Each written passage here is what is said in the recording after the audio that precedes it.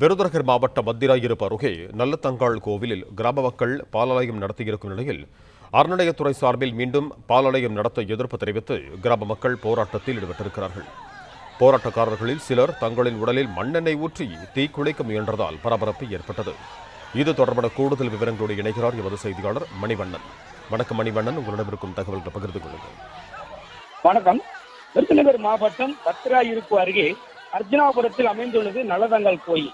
தமிழக பெண்களின் கலாச்சாரத்திற்கும் அண்ணன் தங்கை உறவிற்கும் மிக சிறந்த எடுத்துக்காட்டாக விளங்கக்கூடிய நல்லதங்காள் அவர் வாழ்ந்த 15ஆம் நூற்றாண்டில் நாட்டில் நிலவிய கடும் பஞ்சம் காரணமாக பசியால் துடித்த தன் 7 பிள்ளைகளையும் கிணற்றில் வீழ்ச்சிவிட்டு தானும் அந்த கிணற்றில் விழுந்து தற்கொலை செய்து கொண்டதாகவும் வரலாறு கூறுகிறது. அவர் தற்கொலை செய்து கொண்ட பின்னர் அவர் தாங்கிய இடம் ஆகிய நினைவு விதமாக கோயிலாக எழுப்பப்பட்டு மக்களால் வழிபட்டு வருகிறது.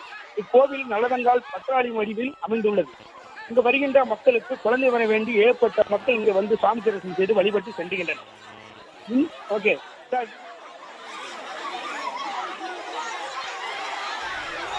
பிளே ஸ்டோர் மற்றும் ஆப் ஸ்டோரில் இருந்து பாலிமர் செயலியை QR கோடு மூலம் பதிவிறக்கம் செய்யுங்கள். செய்திகளை உடனுக்குடன் பெறுங்கள்.